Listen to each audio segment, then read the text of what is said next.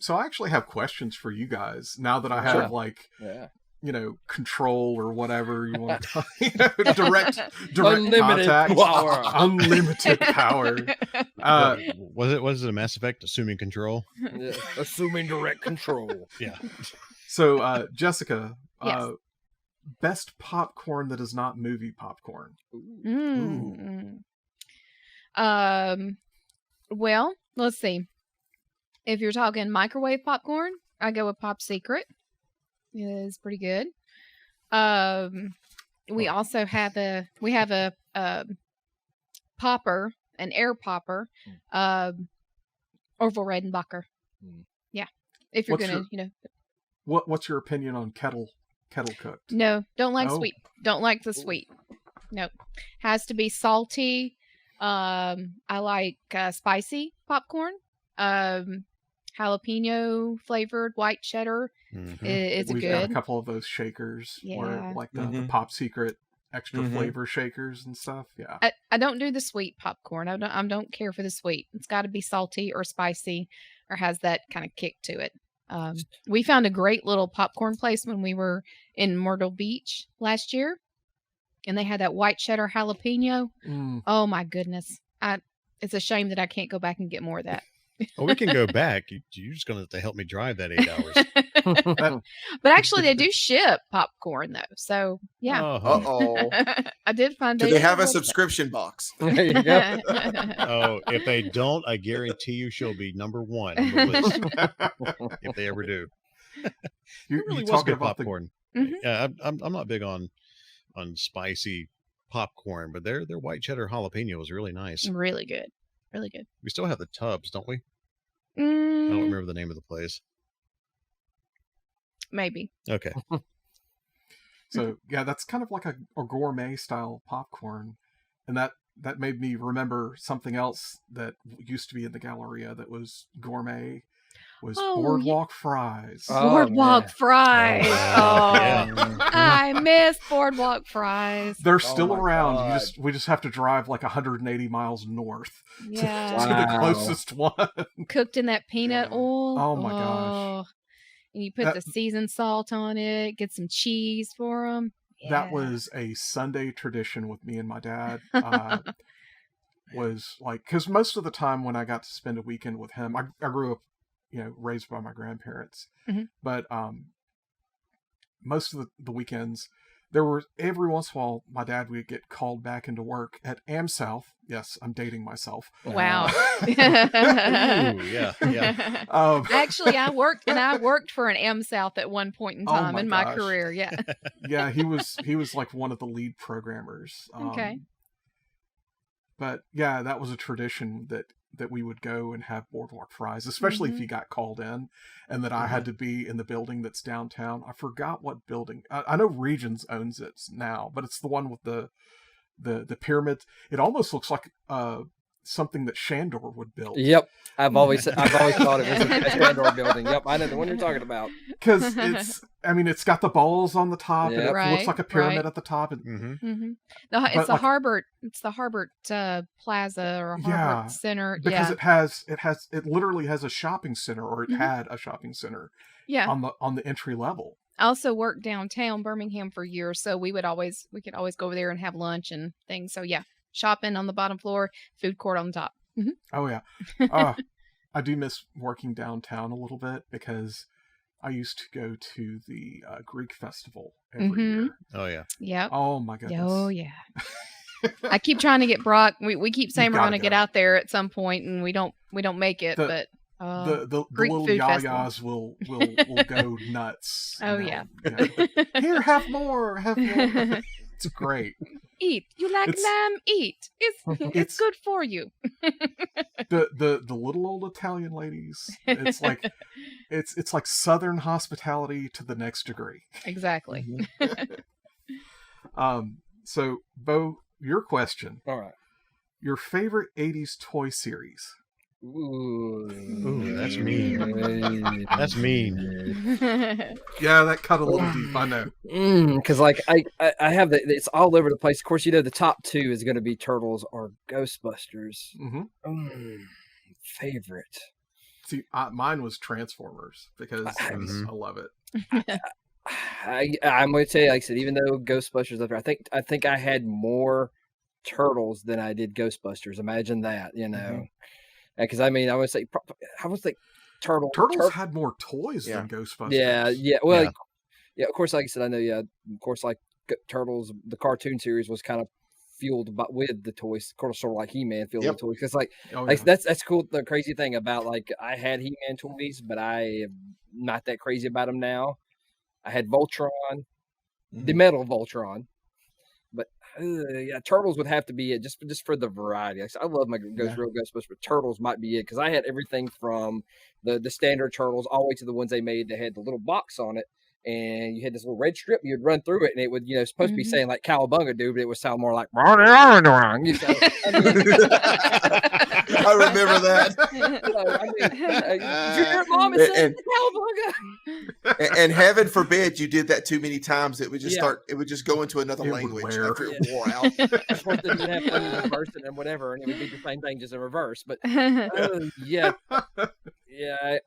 don't know because, like I said, now like it's so weird because you want to say '80s because I have so much stuff that classifies it. Like because like Brock was talking about, I had a few of the Playmate Trek figures. I love those Playmate Trek figures, but I know like Trek kind of late '80s, and so I'm locking it in. It's Turtles. It's Turtles. It's Turtles. Okay. Final answer. Yeah, I'm locking it in. Locking it in.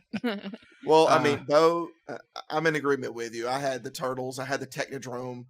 I had all that stuff. Didn't have the Technodrome. Always wanted it. Yeah, man. Never had it. Yeah, my grandmother got me the Technodrome, and I'll remember probably half of those turtles are still buried in the ditch next to where I grew up, where I would play with them, and then you blow them up, and I was like that kid from Toy Story that had the M80s, and I would just blow stuff up,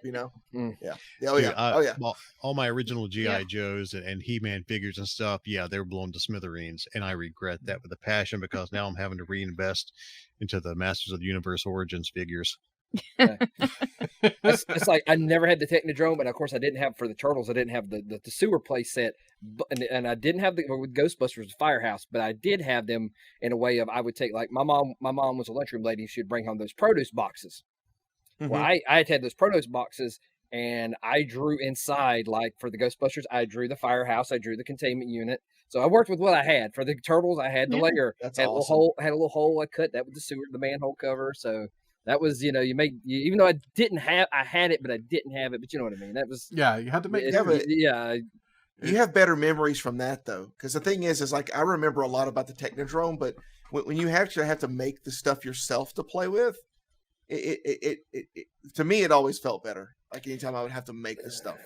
See, I got to live through this stuff through my brother. He had the play set. He had the sewer play set, the wagon, the party van, the Technodrome.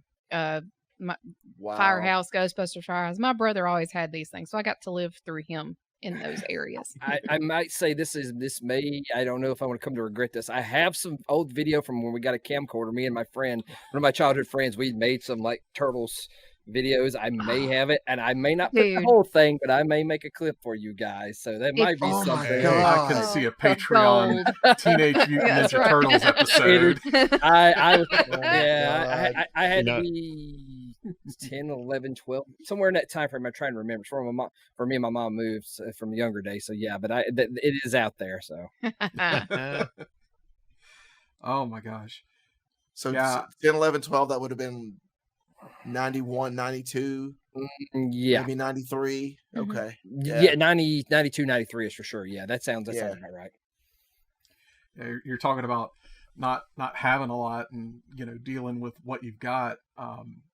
I've got a very special story about one of my particular video games. It's for the NES. It's the Guardian Legend, and it's one of those weird games that it's like it can't make up its mind whether or not it's a Zelda clone or shoot 'em up like Life Force. I saw that game when it came out, and I saw it in the magazines, and I wanted it, and I asked for it for my grandmother for Christmas, and I'm going to try my best not to get choked up when I tell this story. Some of you might have already watched me talk about this on my YouTube channel, but I feel like it bears repeating. So on Christmas, I open it up and there's the game. And it's just there, and I love it, and I play it, and I play it, and I play it. And I didn't even know how my grandmother got it until I was like well into my 20s. I was like 21 or 22. One day she sits me down and she tells me how she got it. She skipped lunches at work. Oh man. Yeah. Oh. So, yeah, she skipped lunches at work so that I could have the specific thing that I wanted for Christmas that year. That's incredible. Did she sit and watch you play it? Oh, yeah. Oh, well, then she got her joy. Yeah, exactly. Yes. That's She what got she to see wanted. the wide-eyed little kid, back when I had hair. Staring up at the 20-inch Emerson TV, and playing that thing like crazy. No, that's a great story. That's I can feel that deep in my heart as a mom, as a stepmom. Us is that we have parents. That we're parents. And we have kids, and And I feel that way every time that my little one, she is my granddaughter, who's 9 years old. She sat down and played Kirby for the first time. Wow. And she was so small. She was like 4 or 5 years old. She was so small she couldn't get her hands around an NES controller. I had to set out the NES Advantage, which is the arcade stick one, and let her set that in her lap, and she played Kirby that way. But moving on, Kevin, what is your favorite lightsaber color and why? Red. I knew that was going to be the answer. Really? Oh yeah, dark man. saber. Okay. You guys can't see it, but immediately in front of me up here is actually a custom rendition of a Dark Jedi. My base character, I go by the moniker. I have an older moniker that most of my friends here know as Boris Kagel, and that is actually a Dark Jedi character that I came up with back in the day. I've been doing cosplay for was it 22 years now, something like that. I've been doing it for a long, long time. And so that was the first cosplay I really ever did. It was based off of Anakin Skywalker, but it had its own like individual flair. And I wore it to the episode 2 premiere of the movie for Star Wars episode 2.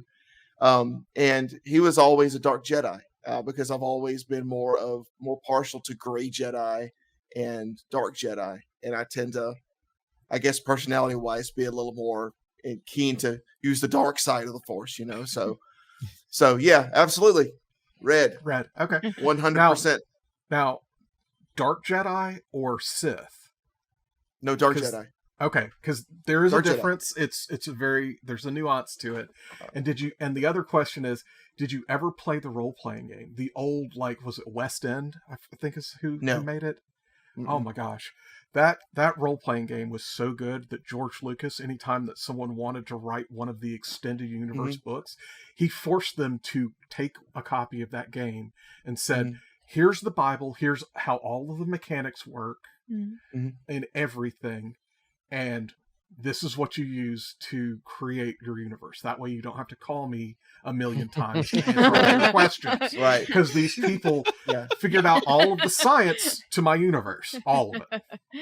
I mean, back when we were starting out, I used to run a group called the Alabama Star Wars Syndicate. And it was, just the very name of it, the Syndicate, is like, because it already has a negative connotation, right? So it's like, of course this was made by a Dark Jedi. But our big thing was, granted, it was a little after that, obviously, but our big thing was playing. We would get together for LAN parties, like at the old days where you couldn't play over the internet. You had to get together and have a router or a hub or something and hook all your computers together. And you get all those CRT monitors. They start up and they degauss all the rest of the monitors around them. So you can imagine we were packed in close together. And our game of choice was playing Jedi Knight and Jedi Academy. Jedi Academy. Game. Great and I would always play the Dark Jedi because I liked force choking people and dropping them off platforms. I was that guy. Oh, You hated you were the playing dirty with me. player. I was a dirty player. Yeah. Oh my gosh, that Yeah. is. Oh, So yes, Wow. 100% red. 100% red. Okay. Wow. And I mean, I could go into all kinds of stories. Like you mentioned that there was a nuanced difference between Dark Jedi and Sith, and there's just the same as there's a difference between a gray Jedi and a Jedi.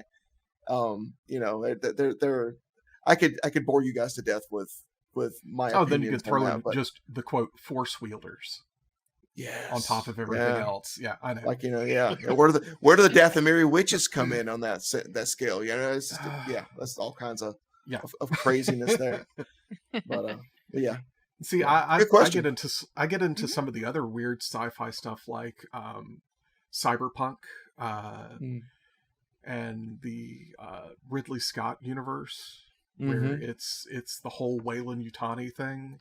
I had a friend who took a different video game, a different role-playing system, and he adapted everything to be aliens, where everyone was like a Marine and stuff, and we were going on missions and stuff, and I got lucky enough to draw the wild card pick, and I got to play an 8. And I wonder if you can get that reference or not. On the 8th day, it's the hybrid between a human and an alien. Oh. And it's what Aliens Resurrection? Oh, that was Resurrection? Yeah, but with alien human hybrid, yes. Yeah, where Sigourney Weaver has like the black fingernails and the slightly acidic blood and stuff. I got to play one of those. Oh, wow. And the mechanic we figured out was I could hear the song. And if you dig into the lore, the hive mind and all the stuff for the xenomorphs, you can get things like the song that is transmitted throughout subspace. And so there's like some alpha queen somewhere on the aliens' homeworld, on the xenomorph homeworld, that's controlling all of the other queens. And those queens are just like, so they're like ants, but on a much grander scale. So she's on this alpha world and she's pumping out some mad jazz for everybody else to hear. Pretty much. I mean, that's. But that was the thing I could do as that character, is I could hear the song, which was really useful because every once in a while when the song intensified, I was like, uh-oh, there's something nearby. It was like a spider sense. Like I couldn't understand what the song meant. I could just hear it. But that was a lot of fun. But okay, Brock, are you ready? Sure. Oh boy. The best Star Trek spaceship. Ooh. And it doesn't have to be Federation. It doesn't have to be Deep Space Nine. It doesn't have to be an Enterprise. It doesn't have to be first generation or second generation. You can say Klingon Warbird if you want to. Well, the Klingons and the Romulans, I always love how they have the cloaking devices. I love it. And watching the crews try to figure out where they can target and how they can light those guys up. As far as Starship, I'm a next gen guy. I love the Enterprise D beyond any type of rational thought. I really love the Enterprise D, but man, I love the Excelsior from Star Trek VI. Good ship. You can also choose the variant of the D. Yep. The micro variant. I'm sorry. Where they put the third nacelle. All good things, Enterprise D. Oh yeah. And then you had your cloaking device with it. Didn't they use the power from that nacelle to actually like power the weapons? You trying to remember all the lore on that. It's been a while. Yeah, it's been a long. We're in season 4, going back through it for the first time in like 20 years. So yeah, the lore on that one escapes me. They might have. Yeah. I just remember it was a powerhouse when it came. Yep. When it came out, and it was just like, no, I blast through your shields and through the hull, both sides of the hull of the ship that I shoot at, and then I keep going, and I fire 3 or 4 more times too. So it's just like, okay, yeah, something's ridiculous about this. I tell you, the one thing that, and I think we have probably mentioned it before, but the one thing that I really disliked about the Playmates Star Trek ships lines is they never released the Enterprise C. Yep. And I love that ship. Love that look from yesterday's Enterprise. Mhm. But yeah, if I got to choose one, it's going to be Enterprise D, even though I love the E as well. Well, it's in Picard now. Mhm. In this season of Picard, they're retrofitting some of the ships, and they've got a retrofitted Stargazer that's wow. that's Yeah. made an appearance. I was like, Oh, Yeah. oh, I got Oh, you didn't overly do the they gotta excited. pull spoiler on the sound, nostalgia. Brock. What? No, y'all should be caught up. I'm not. I won't give any plot details. Wow. It's just a nice Easter egg when the Stargazer shows up. Mhm. It's retrofitted, but golly, and it's hard to beat the original Enterprise, but I've always loved the Enterprise A. Because I love the Enterprises. I'm going to be that vanilla guy. You know what? You like what you like, right? That's right. And to see him when they, like I said, in some of the recent episodes of Picard and even Discovery, the ships and everything, he just goes gaga when all the ships come into play. And yeah, and Eagle Moss, I'm currently building the Ectomobile from Eagle Moss Hero Collector. It's a 1/8 scale, I believe, Ectomobile, but I'm also building the Enterprise D alongside of it. So it's going to be like a 2-foot wide ship yeah. when I'm done with it. And Wow. I don't know where we're going to put it in this house, but Hang it from That's the it. We'll figure that out. We'll figure that out Yeah. when we get it done. It's all good. yeah, we'll take care of it. Oh, There's really not a ship in Star Trek that I don't like. Mhm. I love the ships, absolutely love them. He does. But Enterprise D, when I was in the theater in November of '94. Yeah. Here's your spoiler warning. wow. Almost From the 30-year-old movie in spoiler '94. Yeah, when Generations came out and they crashed that, Oh, I cried. I I did. literally had I- these big alligator tears. I- They were huge coming down my face going, I cannot believe you just destroyed the Enterprise D. Well, they're so And- iconic. It's like they're a character of their own, just like Mhm. the Yeah. Back to the Future car Yeah. or Kit from Knight Rider. The Ecto. Or the Yeah. Ecto is Yeah. essentially a character. And oh my gosh, I've got some interesting theories about Afterlife that we can maybe circle back to later. Sure. Um, but The yeah. Defiant, I was just saying, I'll also think of the Defiant from Deep Space Nine. I love that little runabout. oh yeah. Yeah. A little. What model was the ship that Khan had, the Reliant? It was crud. Oh, it's- what class was that? I always loved the way that looked, where it was like all nice and compact, and it was almost like a transporter. It was a science vessel. Miranda class yeah. ship. Miranda class. That's it. Yeah. Miranda. Yeah. Thank you. Didn't Sulu get one of his own as a captain at one point in He was time? Sulu got the Excelsior. Excelsior. Yeah. Yeah. Man. And of course, the Enterprise B was an Excelsior class as well. Mm-hmm. And didn't you catch a little a tribute in the last episode of Discovery of one of the ships, Brock? Oh, I don't know. Oh, man. the USS Yelchin. Mm-hmm. Oh, wow. nice. Yeah. Nice. Oh, Yes. talk about heart wrenching. Where they said that name, I was like, oh, for Anton. Yeah, if you haven't been watching Discovery, I completely urge you to. Mhm. They have. It's really neat. They've got a version of Voyager on there. It's called the Voyager. Remember, they're like 900 years in the future. Sorry, Mhm. spoilers. But it's neat seeing because Voyager is an Intrepid class ship, Mm-hmm. and they've got an updated redesign that you can see sometimes. In a couple of episodes, you can see it. It's really neat. So to drag you off the beaten path a little bit, you did mention Deep Space Nine in a little bit of a tangent with Runabout. Mhm. What did you think of Babylon 5? I'm going to be honest. I'd never watched it. Wow. Okay.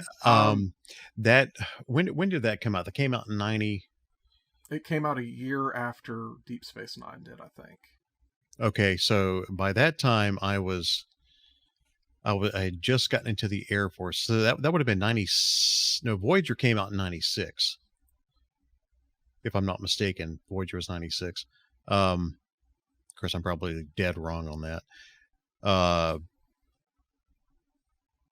I can't keep track of years either. Yeah, I can't remember the year. I think it was 2007 when I met that one guy that's the Ghostbuster that had the silly string as the slime pack, and I can't remember. Michael Taylor. Probably. Maybe, I don't know. I think it was 2007. Well, I didn't know him back then. I know one guy. Voyager came out in 95. 95. Okay. I was only a year off. Yeah. So you weren't bad at all. Yeah. Okay. But Babylon 5 is really good. It is definitely where Deep Space Nine came from, because if you can go back and research and do all whatever, but basically what happened was Deep Space Nine ripped off of what Babylon 5 was, because Babylon 5's original security officer was going to be a shapeshifter. Huh. And that was the kind of nail in the coffin. But the guy who ran and owned Babylon 5 said, you know what, I'm not going to have this shut down, because I don't want to be known amongst the sci-fi community as the person who hurt Star Trek. You know, who wants that mark on their name? Yeah. So he just said, hey, if you guys can just like help share your resources and stuff. So like all the spaceship battles and stuff like that, they're done by the same production company for CGI. Nice. For Babylon 5 as Deep Space Nine. And now Babylon 5 was created by, I'm probably going to butcher his last name, J. Michael Straczynski. Yep. I think so. Who is also one of the head writers for the Real Ghostbusters cartoon series. Yep. Oh wow. Yeah. I was going to bring that up. So, I had that over. Yeah. So I Sorry, mean, beat you to he's got some chops already. So you might want to check it out, at least an episode or two. Sure. It gets really weird. It's a very classic style of space opera, but it's only in one spot. Yeah, I remember back then there being kind of a Babylon 5 versus Deep Space Nine type of feud between nerds, and I went with Deep Space Nine just because Trek's always been my first love. So I, like I said, also 95, I was just getting into the Air Force. I was about a year into the Air Force when that came out, so I was finishing up training and everything, and they didn't let us watch a whole lot of television back then, so that's probably why I never got into it. I was going to say, if it's in that time frame, he'll tell you, oh, that was Air Force. Yeah. If it came out during this time, I was in the Air Force. That's why we learned about. That's why we know that Brock didn't see Scream when it first came out, but that's a whole other conversation. So anyway, look, let me watch the other ones, and then we'll do maybe a Patreon exclusive of the Scream movies. See, and I was like, I watched everything that I could get my hands on, but I tended to be the only person amongst my friends that did the off the beaten path sci-fi stuff, like Firefly or Farscape or do you not know Farscape, Kevin? Or no, I know. I know Farscape. Okay. The reason I got that reaction was you said off the beaten path and Firefly, but when Firefly came out, I don't know if I would have classified that as off the beaten path, because when it came out, it was pretty popular when it came out. Yes. So but a lot of my friends were still stuck in Star Trek and Star Wars and more of the mainstream stuff. Yeah. And although yes, I will argue that Firefly was mainstream as well, because it was syndicated on television. I mean, right. It was wonderful. But yeah, I would suggest Babylon 5 is something just to dip your toe in, see if you like it. If you don't, you know what, you gave it a shot and you tried to see if there was something else that you could have fun with. But yeah. I've got to add it to my list because I'm like right now going through 90s television. Like I said, I'm slowly working on the X-Files. So it's on the docket. I've always wanted to watch. I remember they used to run the ads for it after. Did it run on the weekends on our local Fox or the like I said, WBRC, since we're in the Birmingham market. Then it used to run on like the late on the weekends. Yes. It would run, and then when Stargate SG1 finally started, they would run it. I always remember those when those random memories. They would run them on the weekends. And one of the things that I have attachment with that series is I ran into one of the actors from the series very haphazardly at DragonCon. He bumped into me and I spilled my drink. And he turned around and so it's the actor that played Garibaldi, and his name's escaping me right now. But he bumped into me. He saw that I spilled my drink. I didn't say anything about it. I looked over and saw him, and I was like, oh. And then I went to like order a refill on my drink, and he stopped the bartender and said, "No, that's my fault. Serve this man up with a 21 Glenlivet, which is a 21-year-old Scotch." Whoa. Yeah. And he sat down on the stool next to me and started to apologize. I was like, "No, it's really crowded and stuff." Yeah. And I looked at him and was like, I think I know who you are. And he says, "Yes, I am who you think I am." and we sat down and talked a while and stuff. And I got, a few questions in, mainly just chit chat. But one of the big questions I remember him answering was, "Why do you love coming to things like DragonCon so much?" He's like, "Oh, I get treated like a normal person in the booth, and like when I'm at the booth or when I'm at like the like speaking or anything like that. Yes, he's treated like the star.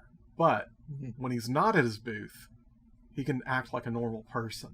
Yeah. And that's what a lot of people, like a lot of stars and stuff that I ran into, like Virginia Hay, she's Zan from Farscape. She's also been in like one of the older Mad Max movies and stuff. Yep. She loved the fact that she could be walking around and be treated as a normal person at DragonCon when she wasn't working. And if I remember right, Virginia Hayes, she's pretty tall too, isn't she? Yeah. She's almost, so she kind of stands out. I'm 6 feet. Yeah. Yeah. The guy who played Garibaldi is Jerry Doyle. I met him. There was a convention called Vulcon, Vulkon. It was run by two guys out of Florida, and they came up to Atlanta. They had Jimmy Doohan was supposed to be there, but they had Jerry Doyle and Tracy Scroggins, I think was her name. But I met Jerry and Tracy there, and had not, like I said, watched Babylon 5, but still got their autograph and everything. Did Jerry pass away? Yeah, he said like he passed away in 2016. Yeah. But yeah. So I know who you're talking about. Yeah. Now, let me think. Super nice guy. What year was this? Do you remember you bumped into him at DragonCon? I want to say it was like my first year at DragonCon, which was maybe 2002. Okay, so I'm just saying because just for me, the scale you're saying it was crowded at DragonCon in 2002. Oh my gosh, that might have been you have no idea. That might have been a blistering maybe 5,000 people, maybe. No, like after 9 o'clock at night at the bar, it's just overly crowded, like to the point that it's just like unbelievable. And I love DragonCon. I can't, I haven't been back in a while, but like, I always had fun coming up with the weird costumes that people didn't quite get.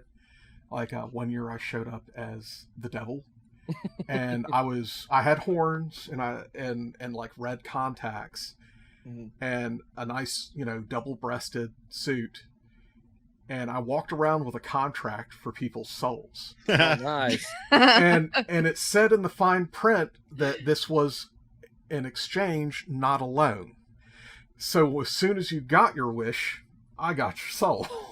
And the soul could, quote, not be in use at the time of of it being claimed. So you instantly got your wish and you instantly died. But I ran around and showed a bunch of people this contract, and I had a few authors that were like looking at it, and they were just like, looking at it as like, as per Hell versus Dante, and like all these weird like hell, like books about hell and stuff like that, references, like they were legal references, and it was really well done. My friend Sinchatus, I'm not going to use his real name because I don't know. I don't have permission to use his real name, but he's the one who came up with a lot of the flowery text. I came out with like, the bulk of like what it should be like, the framework, but he filled everything in. Oh wow! Beautiful, wonderful writer. I'm, very happy, very blessed to have him as a friend. That's one of those costumes that will only ever work at a convention. Because if you were to step outside and try to do that stuff, oh no. But I went up to writers and stuff, and they would like read the thing over, and like James O'Barr read it over, the guy who wrote The Crow. He like looked at it and says, I'm not signing this, because the first time, like he got really superstitious about it and said, the very first time that I think that this is a joke and sign it here at Dragon Con will be the first time that it's real. He just like backed away. And like a couple of other authors like looked at it and said, this is funny. This looks a lot like my agent's contract.